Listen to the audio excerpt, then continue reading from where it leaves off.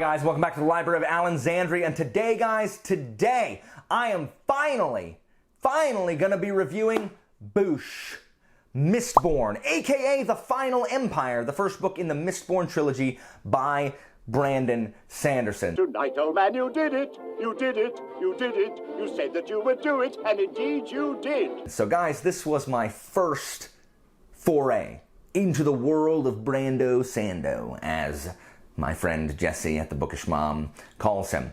I have heard since I started BookTube. Interestingly, I had never heard of Brandon Sanderson before I started BookTube. But since I started BookTube, I have heard Brandon Sanderson's name shouted from the rooftops as the great prophet who, you know, showers everybody with fantastic stories, and it is just kind of accepted as objective truth that Sanderson is the best in the business.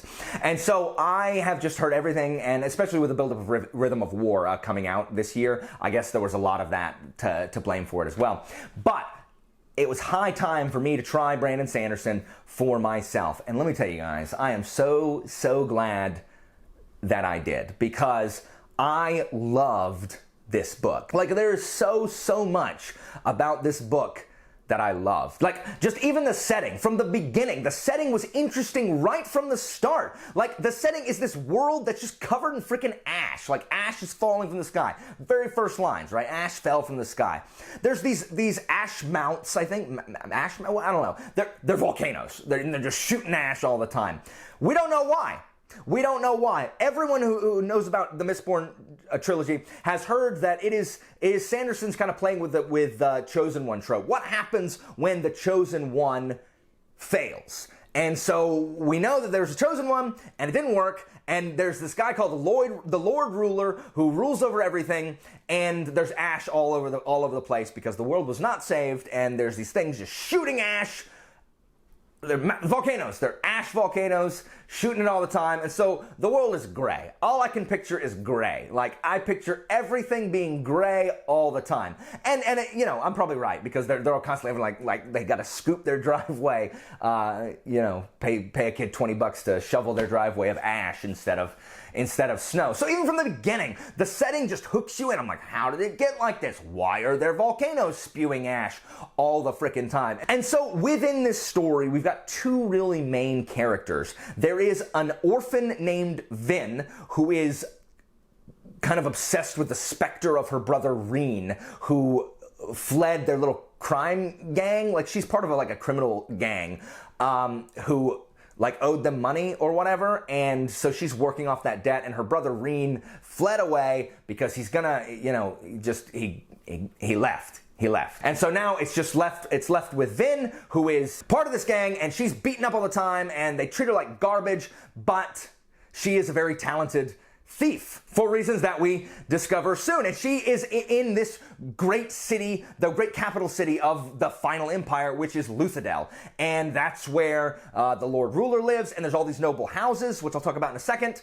And just the Lord Ruler's there, and just the specter of the Lord Ruler looming large over all the proceedings.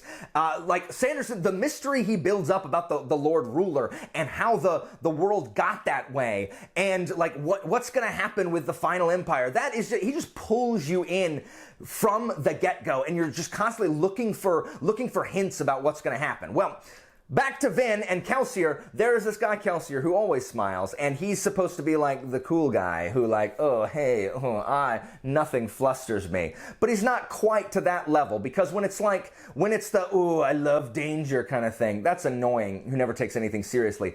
But I love Kelsier, because Kelsier stands for something. Kelsier's lost his wife in the mines. He escaped from the mines where they mine this special metal. And he escaped, and he's the only one who's ever escaped, but his wife died there, and he is on a mission to bring down the Lord Ruler. And so just from the get-go, from almost the beginning, we learn that Kelsier is kind of drafting Vin into his little crew, where they're staging a grand heist in the service of literally overthrowing the Empire.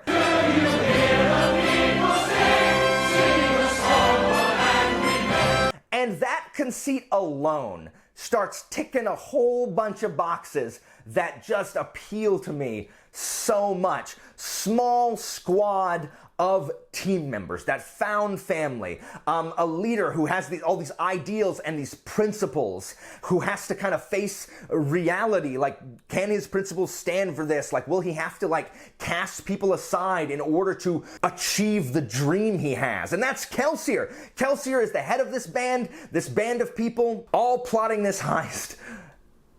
And then they're gonna revolution. They're gonna overthrow the final empire.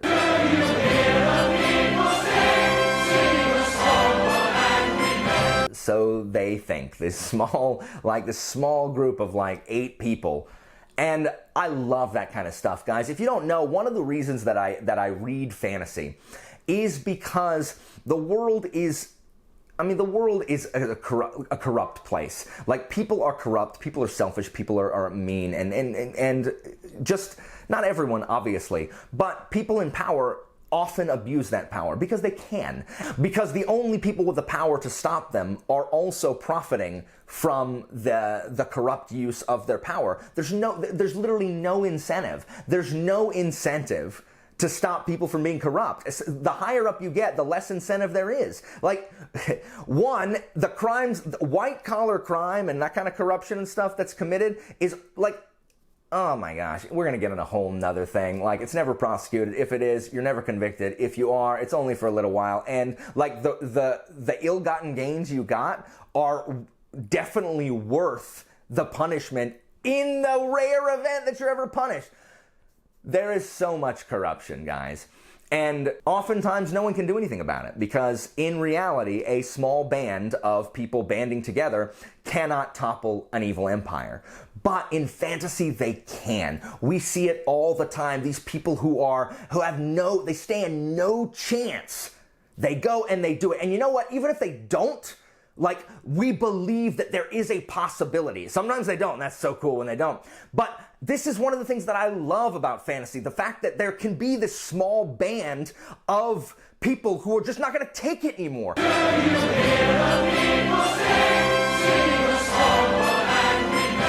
And they can rise up and they can at least stand up against the evil empire or against corruption or against all these negative things.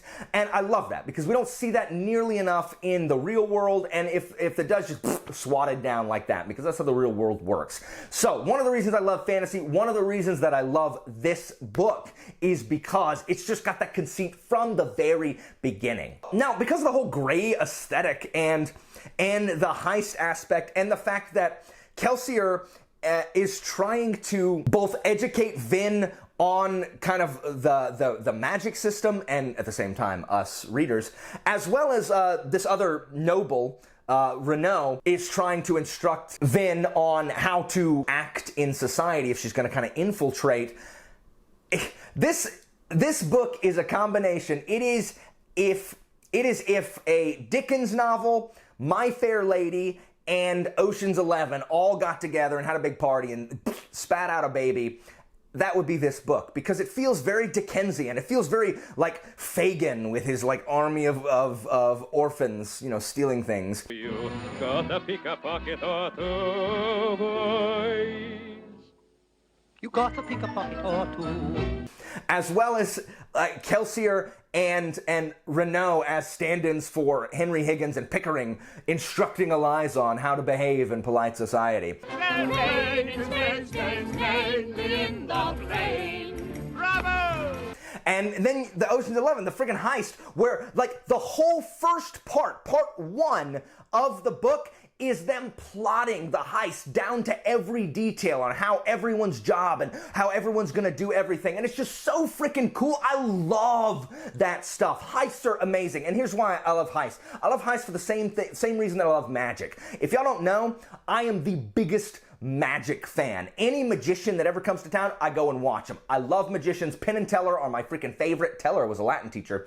I love magicians. I am like a child at the front of the thing. Whenever there's a magician, they do something, I'm like, oh my gosh, sorcery! Like, I'm just so amazed by magic. It's just so cool. And so Heist is like that, but you get to see behind the curtain, see everything that's gonna happen. It's like, oh, is this trick gonna work? Because I also really love Rube Goldberg machines where everything, I love the same, I love this stuff. Anyway, distracted. So that's the plot of Mistborn in a nutshell, and everything else just kind of evolves from, because you've never read a book or seen a movie that had a heist where everything went as it was supposed to. And what I really like about Sanderson as a storyteller is Sanderson, some things do. Sanderson allows enough things to go the way you think they're gonna go, because it's like, oh, well, we've seen this, like this trope, like things that you're familiar with, which is great, because anytime an author uses something familiar, like it's shorthand, it just guides the audience along without us having to dwell on it too much.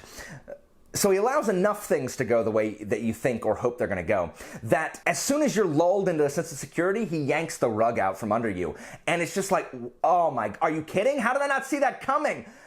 I loved this about Sanderson's storytelling. And I say storytelling because I've heard a lot, there's actually been a lot of debate on BookTube with just the people I watch who like Sanderson as a storyteller and not as a writer. And I understand that. Sanderson's prose is, I mean, it's not super impressive, it's not flowery, it's not super descriptive. I have very difficult time even categorizing it at all because it's almost invisible to me. I can't even think about his writing. I just know that the way he writes is, it's a workhorse. The way he writes is to serve to get you from where you are to where you need to be, no more, no less. It's not fanciful, there's not a whole lot of like internal monologuing and philosophizing and just these deeper moments. We get some internal dialogue, that's not what I'm saying, but it's just not, the prose is not the focus in this novel. And I don't know if Sanderson is like that in all of his other stuff, but in Mistborn, which is one of his earlier books, that is not the focus. The story is the focus. And for me, guys, I don't care. I agree. He is not the best technical writer. I can think of several that I've read this year that I like more as far as the writing style is concerned.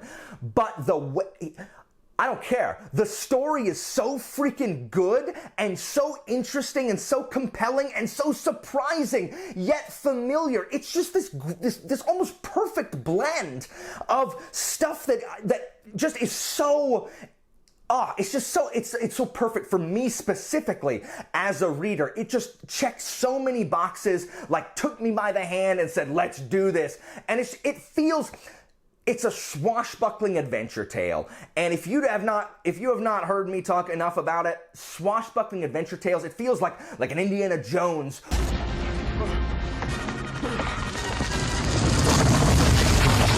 or a National Treasure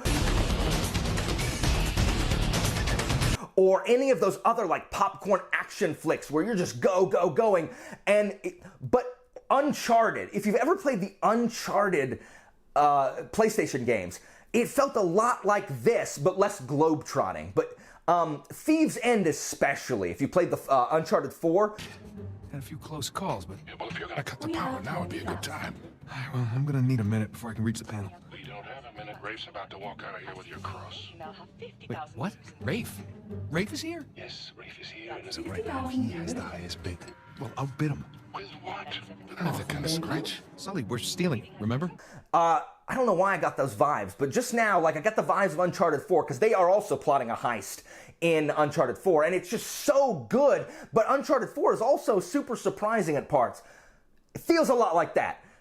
It's so good. And so the rest of the plot is just kind of figuring out where's it gonna go and how is it gonna end, and it just took twists and turns, and guys, I loved this story so much. Like, it ends to where you can kind of like, you can leave it after the ending, which I've done. I wanted to pick up the next book so bad because I kind of know like what the conceit of the next book's gonna be, but at the same time, it doesn't leave you on a cliffhanger to where it's like, oh, well, what's gonna happen? Like, I have to pick up the next one. And that's good for me right now, who's trying to like close out some other series and haven't been able to pick it up this month. So, guys, I love this book so much. Now, as far as the character work is concerned, Kelsier I love, but I am predisposed to liking characters like Kelsier. Kelsier is the Vimes character, the Falkio character, the kind of Senlin character, Senlin across with a couple other characters in the Books of Babel. Kelsier is just the kind of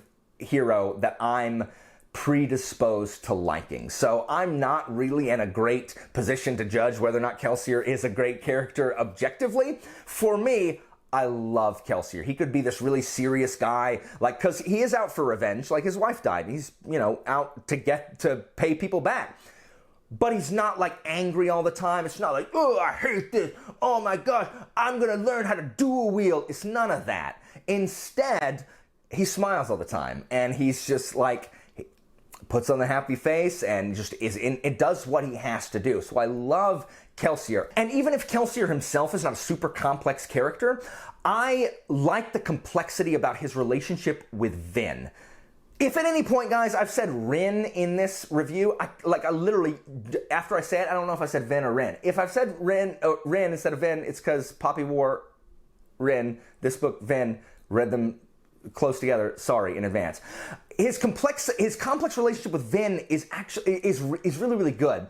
He wants to nurture her. He wants to kind of be a father figure to her. She's, lost everything. Her brothers ran away. She's been mistreated by the gang that she was in.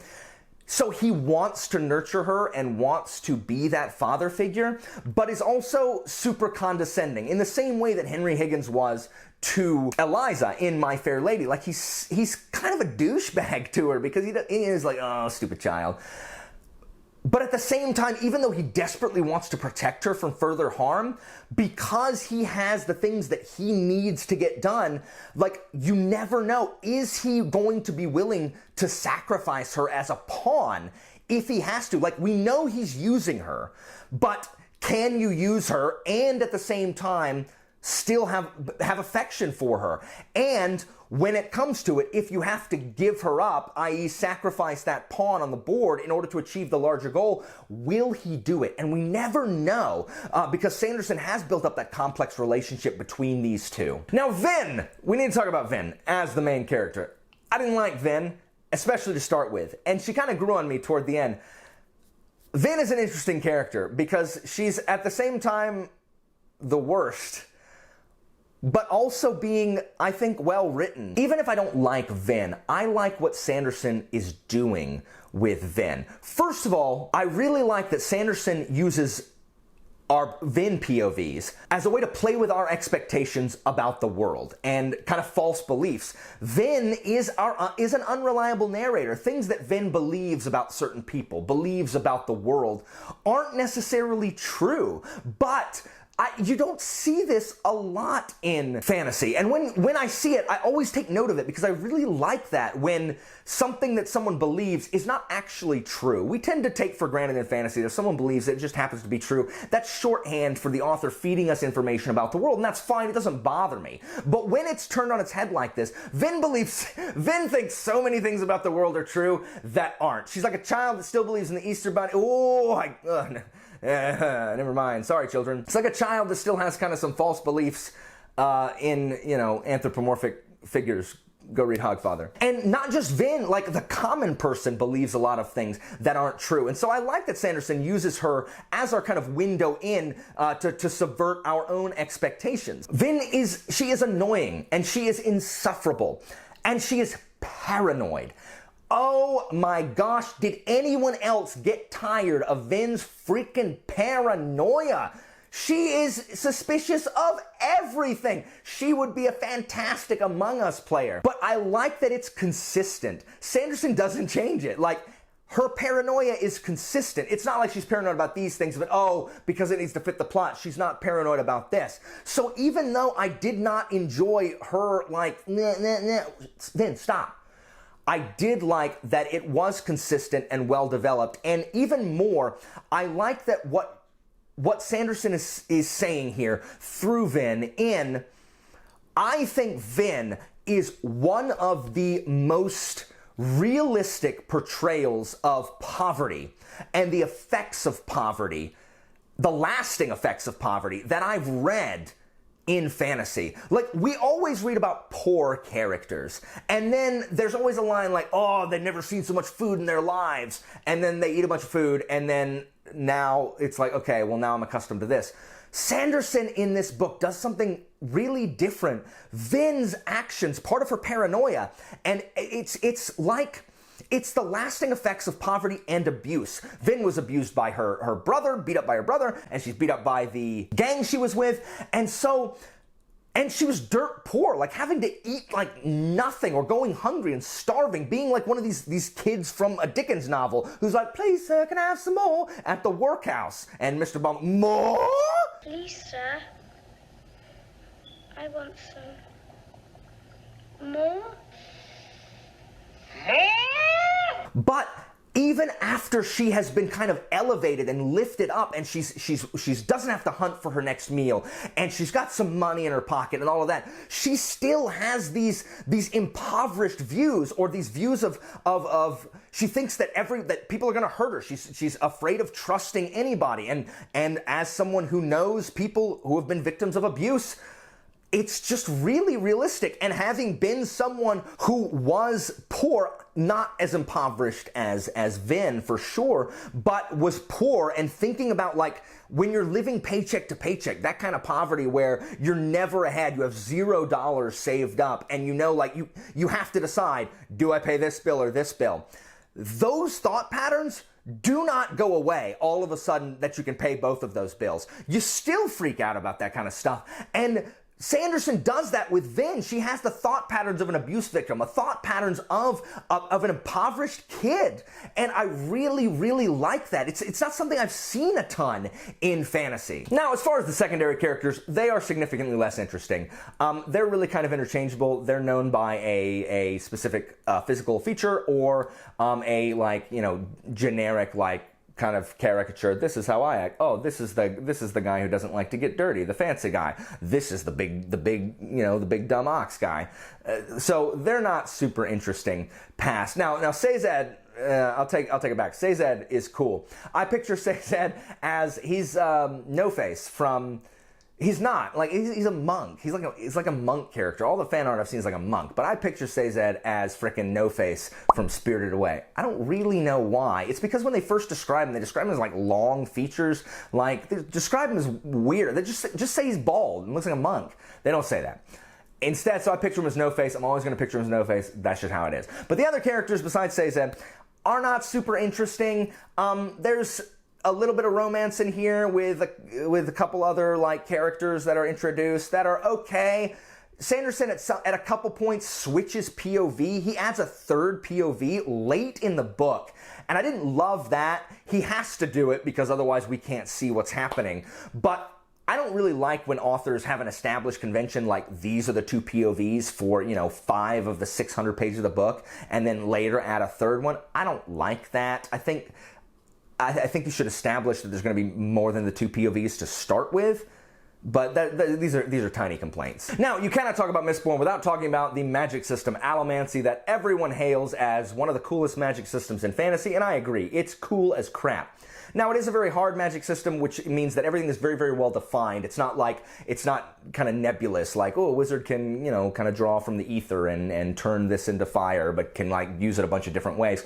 There's really set uses for each of the metals in this. And so, kind of a primer on Allomancy, which is just one of the coolest names for a system, if nothing else. Frickin' alloy and man, it's so cool. So, there are 6 metals that each kind of complement each other, and Allomancers, you're either a Misting where you can use one metal, or you're a Mistborn where you can use all the metals, and not really anywhere in between. You can use one or you can use all. And to use these metals, they ingest them. They ingest like flakes of metals in liquid, and they ingest them into their gut, and to use them, they either burn or flare them. If you burn them, it uses their ability. If you flare them, it burns it faster, so it uses it up faster, but it gives a more powerful effect, which is just an even cooler twist on an already cool system. And each of the 6 metals are kind of paired with another one that complement each other. So I keep saying 6 metals, there are 8, I apologize. So the 8 metals are iron, steel, tin, pewter, brass, zinc, copper, and bronze. And this system is easy to understand even before it's kind of explained organically. Now, we do have the conceit of someone being taught how to use it as kind of a narrative device for explaining the magic system to us, so there is that, but you can understand it even before we get to that section. As Kelsier explains, there's a pushing and a pulling that are kind of easy to understand when it's a physical effect. Like, for example, you have coin shots which push steel, which flings like metal out, like it shoots metal out in front of you, and they use coins a lot, so you're like flinging like metal like at high speeds, like through people's head and crap. But at the same time, there's iron pull, and you pull metal to you, like Magneto, like they also use coin shot to like jump. They throw coins on the ground. And trust me, Sanderson's gonna tell you every freaking time they throw a coin on the ground. Every time. Oh, he threw out a coin. Yeah, I know that's how they're jumping on air. I know. And you just push against the coin and you kind of like, boom, boom, boom, do Sanji's little air walk. You've got tin, which enhances kind of your senses. Tin eyes are the ones that like, it's like if you played Assassin's Creed, it's like Assassin's Sight. Or if you played The Witcher, it's Witcher senses. It's that. You just have heightened senses, and it's cool as crap. And then there's pewter, which are called thugs. And the pewter, they don't have to sleep. Like when you're burning pewter, like you don't have to sleep. If you're injured, you can like fight through the pain, and you're like super strong. That's just standard like super strengthening Hulk smashing abilities, which is super cool as well. There's rioters and soothers. Rioters who burn zinc, and that kind of like stirs up people's emotions, like it sparks. If they're angry, it makes them angrier. If they're sad, it makes them sadder. And they kind of use these to kind of influence the populace, because you can't have a proper revolution unless you get the people involved.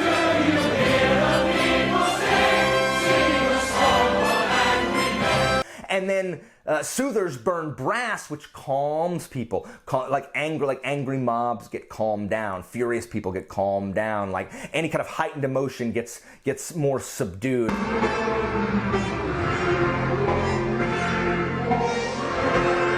So rioters and soothers are kind of used to control and manipulate crowd emotions, and manipulating the mob is just a fantastic ability. I'm constantly trying to get people to riot about things, like I was born revolutionary to hang out on the barricade.